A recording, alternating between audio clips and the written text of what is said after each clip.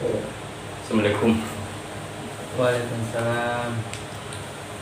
Bagaimana kabar hari ini deh? Ya, itu kak kurang baik sebenarnya. Em, apa keperluan tidak datang ke sini deh, sehingga hari ini datang ke sini? Eh, jadi yang pertama itu kak, sebenarnya saya punya masalah sih terhadap diri saya, terutama terkait dengan kepercayaan diri. Jadi saya itu orangnya kurang percaya diri begitu. Misalnya kalau ingin mengutarakan pendapat ataupun ingin berpendapat dengan orang lain, entah itu karena takut salah ataupun takut dihina atau diejek atau dari orang lain gitu. Nah, ada ini membahas mengenai kurang percaya diri, Iya, sehingga hari ini pikirannya tahu ketahui atau gimana? Apa? Pikiran itu bagaimana? Kenapa Anda tidak mau berbicara di depan umum? Iya, itu tadi mungkin karena takut salah ataupun tidak ingin diejek atau direndahkan oleh orang lain. Oh iya.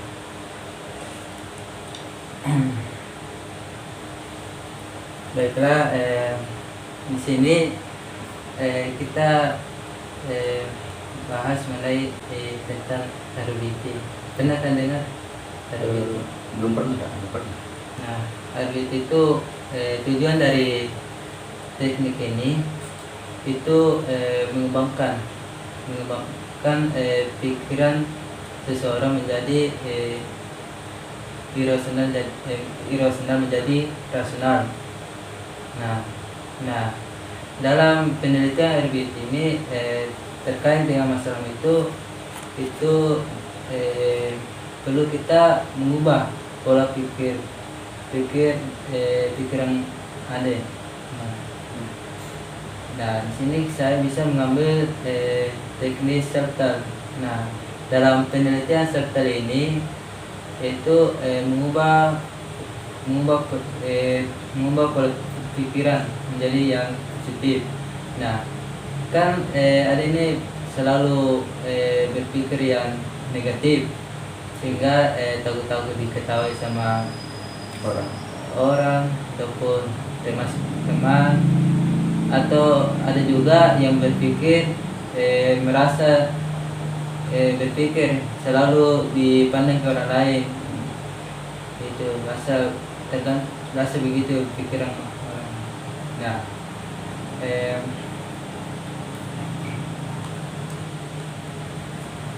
Nah, di sini kita tidak usah takut mengenai curhat masalah. Nah, anggaplah saya ini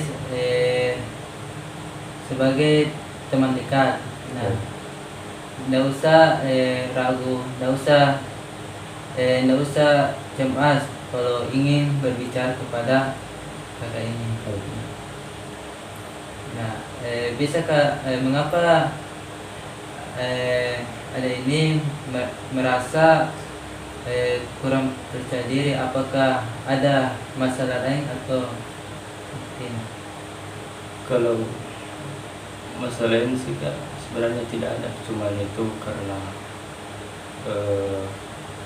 takutnya apa yang disampaikan itu nanti terbata-bata, atau takut salah, atau takut diejek dari orang lain atau teman gitu. Oh iya. Oke. Nah, jika ada ini selalu memikirkan itu, maka itu bisa kalau kita selalu memikirkan hal-hal yang negatif, itu jangan sampai Anda tidak mau tampil berbicara lagi atau selalu memikirkan hal yang negatif. Nah, itu kebiasaan. Jangan hindari hal-hal yang negatif. Nah, kita harus jika Anda merasa kurang percaya diri, eh, Anda bisa selalu berlatih diri Anda. Jangan takut salah. Nah, kalau mau bisa, Anda bisa berlatih berbicara di depan cermin ataupun berlatih berbicara di depan teman-teman dekat Anda. Nah, sehingga kurang percaya diri itu berubah menjadi percaya diri yang tinggi. Kemudian jika Anda selalu memikirkan itu, maka ketika ada soal ketika ada pembahasan dosen, ketika kita ditanya, maka kita akan jalani menjawab. Kita selalu berpikiran hal-hal yang seperti itu. Nah, jangan sampai jangan sampai nilai itu terlibat gara-gara kurang aktif berbicara ataupun kurang aktif dalam persidangan. Nah, kemudian itu apakah Anda kemudian apa yang membuatmu, apakah ada nilaimu yang bermasalah tidak? Sebenarnya Kak, dari masalah ini itu juga berdampak dari diri saya, karena idealnya itu kalau kita berbicara itu mungkin ada nilai plus yang kita dapat dari guru ataupun dosen. Jadi itu Kak mungkin juga berdampak sama nilai saya karena ketidakpercayaan diri saya. Ya, gitu.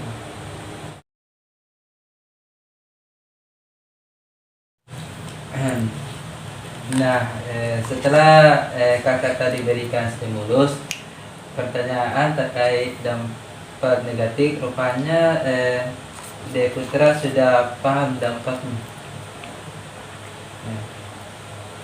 Nah, selanjutnya kakak akan berikan beberapa tips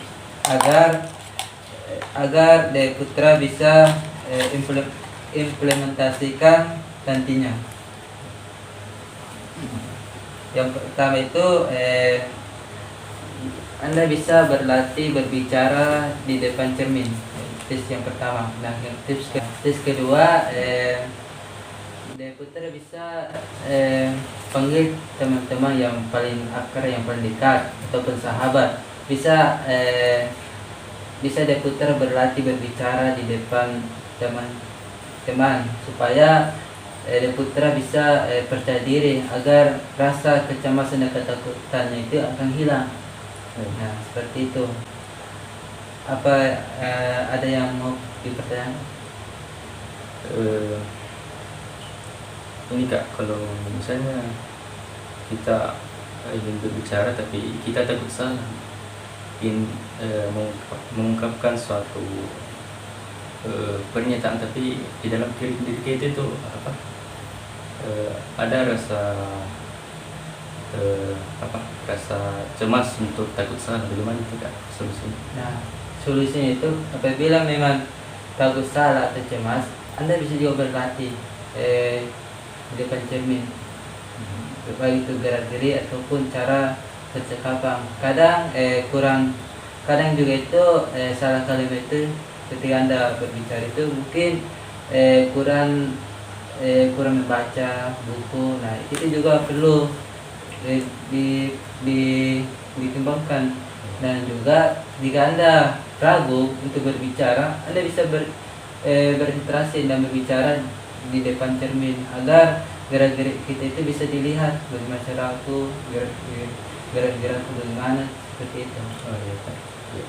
Nah, apakah sudah mengerti? Alhamdulillah. Nah, kalau sudah tidak ada dipertanyakan, maka kakak akan cukupkan sesi pertemuan hari ini. Untuk pertemuan selanjutnya di hari Rabu pekan, kita akan melaksanakan seperti ini. Ya. Apakah Deputra bersedia? Insya Allah. Ya, baiklah, saya cukupkan dari pertemuan hari ini. Assalamualaikum warahmatullahi wabarakatuh. Nah, baiklah, selanjutnya kita akan menggunakan pendekatan SFBC. Nah, tujuan utama dari pendekatan ini ialah membantu konseli dalam mengadopsi pergeseran sikap dan bahasa dari berbicara mengenai masalah menjadi berbicara mengenai solusi. Di teknik SFBC yang pertama, teknik scaling, di mana konseli diminta untuk memberikan penilaian dari skala 0 sampai 10. Untuk nilai yang paling baik, yang paling buruk, kegunaannya untuk konseli lebih mudah mempresisikan apa yang terjadi kepada dirinya dengan cara skala tersebut. Yang kedua, teknik assessment merupakan teknik yang akan melakukan pengontrolan masa lalu konseli ketika konseli pantas untuk mempunyai harapan atas masalah tersebut. Jadi pada tahap ini konselor menanyakan pertanyaan assessment untuk mengarahkan konseli pada saat permasalahan tersebut ada. Nah, yang terakhir, teknik miraculous question ialah pertanyaan yang mengarahkan kalian untuk membayangkan kemungkinan solusi yang dapat dilakukan konseli ketika masalah-masalah hilang, serta mengidentifikasi bagaimana kalian menciptakan solusi.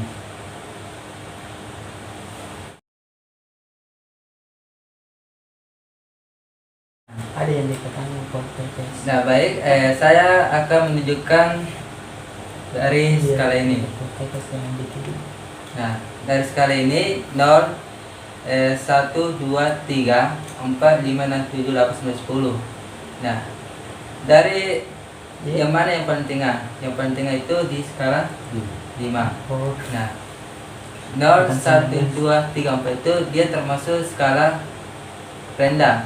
Sedangkan 6, 7, 8, 9, 10 itu termasuk skala tinggi. Nah, Cepat masuk. menurut De Putra, skala yang mana yang Anda pilih? Kalau menurut saya itu saya berada di skala 8 Kak. Cuma ada teman yang dari video di sana.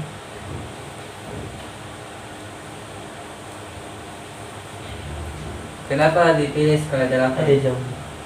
Jadi mengapa saya memilih angka 8? Karena sesuai dengan suasana hati saya yang sedih.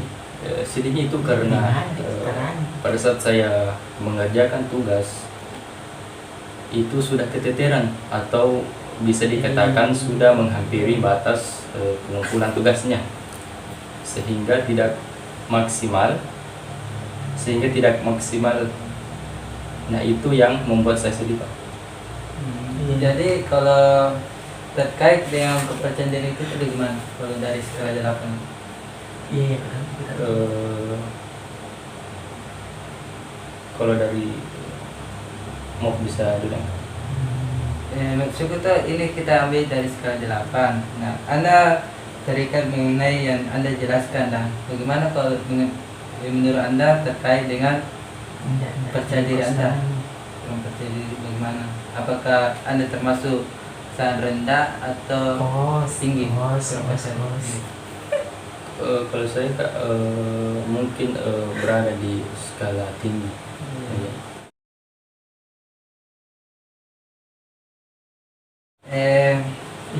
Nah Putra, bagaimana cara kita untuk mengatur atau mengolah waktu Anda. Apa yang Anda lakukan untuk mengatur waktu agar ya. Biasanya kalau Iya, karena saya dulu memang mengatur dulu sekolah waktu di itu Kak, situ. saya biasanya membuat yang pertama itu skala Kesehatan di Israel, kan? prioritas. Jadi saya dahulukan dulu mana yang lebih penting saya kerjakan, kemudian mana yang sedang, kemudian mana yang tidak terlalu penting, kemudian saya petakan yang harus saya kerjakan Aduh, capek. pada waktu yang telah saya tentukan. Bagaimana cara Anda untuk bisa mengembangkan percaya diri Anda supaya supaya bisa tampil berbicara yang Saya dulu waktu dan di SMP kosakata itu juga bukan baik motor raket dan di rumah tidak sakit. mudah ragu untuk berbicara di depan umum. Jadi ditempatkan di Jadi GD. Ya deh, capek. poin pentingnya itu kita harus Ditempatkan di berproses. GD dulu. Nah, dari proses itulah kita Ah, isi dengan kegiatan-kegiatan dulu waktu yang praktek di berguna rumah untuk sakit, meningkatkan ditempatkan di kebersihan GD. diri saya, misalnya berlatih berbicara di depan cermin atau memperbanyak literasi dengan buku. Kemudian saya berusaha juga untuk memperbanyak Capek, interaksi iya. antar sesama, baik itu teman, keluarga maupun tetangga. Iya. Hobi apa yang Anda yang paling disenangi? Kalau hobi itu saya lebih suka olahraga, misalnya lari, berenang ataupun Iya. main futsal. Iya.